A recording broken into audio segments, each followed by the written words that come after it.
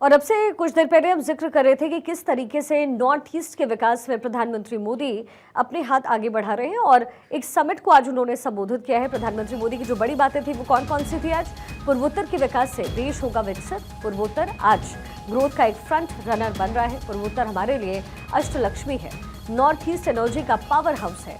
Summit को लेकर के सभी में उत्साह और उमंग है। पूर्वोत्तर का हर एक राज्य निवेश के लिए तैयार है। पूर्वोत्तर के विकास से देश विकसित होगा। संभावनाओं का नया आकाश खुलने जा रहा है। निवेश के लिए पूर्वोत्तर में नए मौके बन रहे हैं। 11 साल में नॉर्थ ईस्ट में परिवर्तन आया है। पूर्वोत्तर का युवा डिजिटल इनोवेटर बन रहा है। गौरव मिश्रा मेरे सहयोगी कनेक्टेड है। गौरव, ये जो तमाम बड़ी बातें प्रधानमंत्री मोदी द्वारा कही गई है और पहले भी हमने देखा है कि कैसे नॉर्थ ईस्ट को समग्र लेकर के चलने की कोशिश बीजेपी की रही है।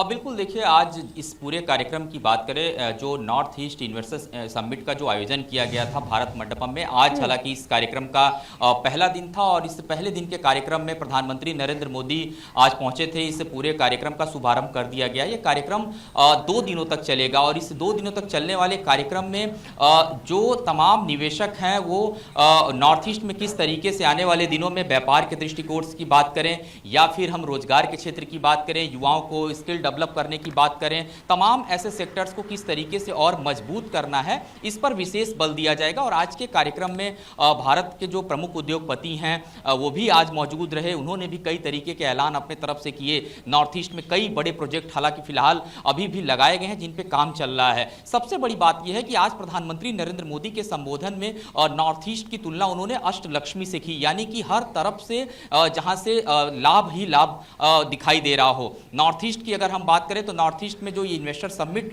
किया जा रहा है, कल उसका दूसरा दिन होगा। हालांकि इस समिट का सबसे बड़ा उद्देश्य यही है कि एक ग्रोथ इंजन के रूप में नॉर्थ ईस्ट को वैश्विक पटल पे लेके आना। पिछले कुछ दिनों से जिस तरीके से सरकार की तरफ से नॉर्थ ईस्ट में काम हुए हैं, चाहे वो हम रेल प्रोजेक्ट की बात करें, रेलवे नेटवर्क को बढ़ावा देने की बात करें, स्टेशन के डेवलपमेंट की बात करें, इसके अलावा आप देखिए कि नॉर्थ ईस्ट की अगर हम बात करते हैं तो पिछले 10 वर्षों पहले की अगर हम बात करें, बड़े पैमाने पर वहां माओवादियों का एक दबदबा था, कोई भी बड़ा कारोबार उनसे प्रभावित होता था।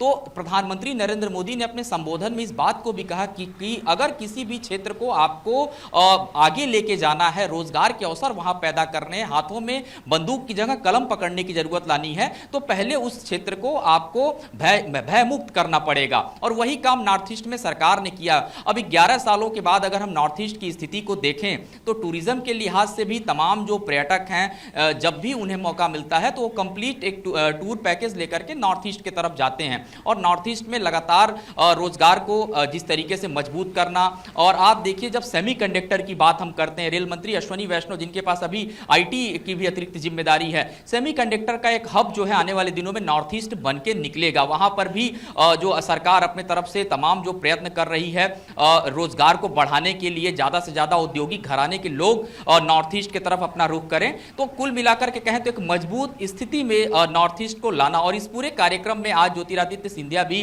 मौजूद थे।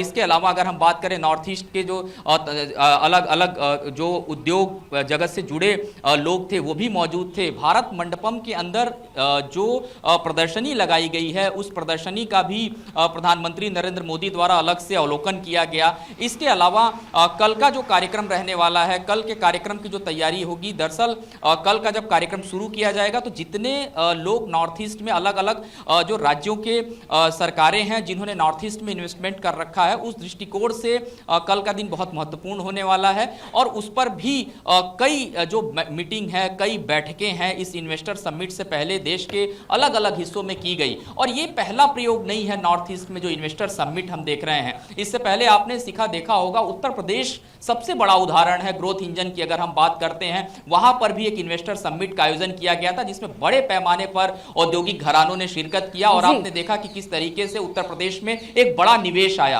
राजस्थान में भी राइजिंग राजस्थान कार्यक्रम का आयोजन किया गया था।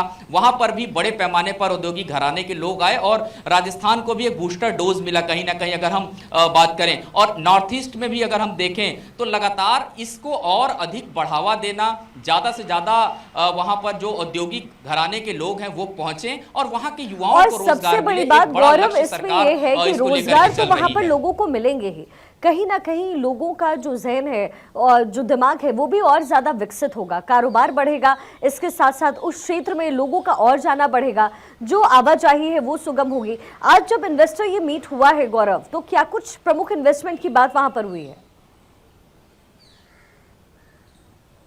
अब बिल्कुल देखिए, अगर बात करें आज प्रधानमंत्री नरेंद्र मोदी का संबोधन बहुत महत्वपूर्ण था। उसके बाद से अलग अलग जो उद्योगपति इस कार्यक्रम में पहुंचे हुए थे, उन्होंने भी अपने तरफ से वहां पर इंफ्रास्ट्रक्चर को मजबूत करने की बात कही। अगर हम अदानी ग्रुप की बात करें तो अदानी ग्रुप नॉर्थ ईस्ट में लगातार सक्रियता के साथ काम कर रहा है। तकरीबन 50,000 करोड़ रुपए के निवेश की बात पुनः एक बार अदानी ग्रुप की तरफ से की गई है। दूसरी तरफ अगर हम देखें, इससे पहले जो असम के अंदर एक वाइब्रेंट असम कार्यक्रम आयोजित किया गया था, एडवांटेज असम, उसमें भी हमने देखा था कि अंबानी हो या फिर अदानी हो, वहां पे लगातार जो उनके प्रोजेक्ट हैं वो लगाए गए और उस प्रोजेक्ट से जो फायदा हुआ, जमीनी स्तर पे जो वहां के स्थानीय युवा हैं वो उस रोजगार के साथ जुड़े। इसके अलावा 200 से ज़्यादा स्किल डेवलपमेंट के लिए वहां पर जो इंस्टीट्यूशन बनाए गए हैं उसके साथ युवा वहां पे जुड़ेंगे। सरकार आने वाले दिनों में उसको और ज़्यादा उस आधारभूत ढांचे को और मजबूत करने का काम करने वाली है। और एक समय था, तकरीबन अगर हम बात करें 12-14 वर्ष पहले की बात करें, तो नॉर्थ ईस्ट में इतना सुगमता नहीं था, इतनी कनेक्टिविटी नहीं थी।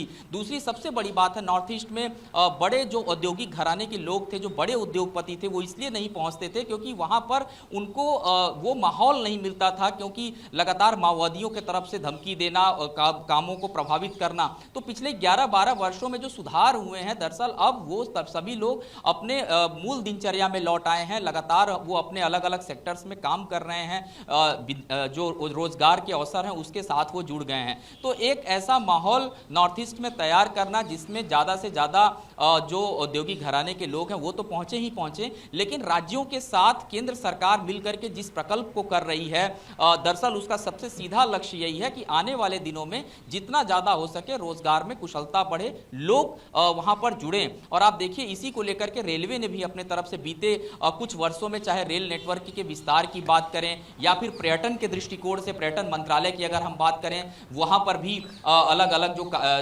जाने के स्थान हो उनके सुंदरीकरण की बात करें, कनेक्टिविटी की बात करें, उसको बढ़ाने का काम लगातार किया गया है। और अगर हम नेशनल हाईवे की बात करें तो तकरीबन जो सड़क परिवहन मंत्रालय की तरफ से राजमार्गों को बनाने का काम हो, नॉर्थ ईस्ट को किस तरीके से जोड़ने का काम है, वो भी बड़े पैमाने पर किया गया। तो कुल मिला के कहें, एक ग्रोथ इंजन के रूप में नॉर्थ ईस्ट को सरकार उभारने की तैयारी कर रही है। और बीते कुछ वर्षों में ये तस्वीर भी बदलती नजर आई है शिखा, और हमने देखा कि किस तरीके से नॉर्थ ईस्ट में बड़े औद्योगिक घराने के लोग जो गए वहां, आप सेमीकंडक्टर का ही उदाहरण आप ले लीजिए। आने वाले दिनों में नॉर्थ ईस्ट सबसे बड़ा एक ऐसा सूबा बन के उभरेगा जो सेमीकंडक्टर बनाने में एक अहम भूमिका अपनी निभाता नजर आएगा। बिल्कुल गौरव, और यही वजह है कि प्रधानमंत्री मोदी द्वारा लगातार इसको लेकर के और नॉर्थ ईस्ट के विकास को लेकर के प्रयास किए जा रहे हैं। गौरव, बहुत शुक्रिया इस पूरे विश्लेषण के लिए।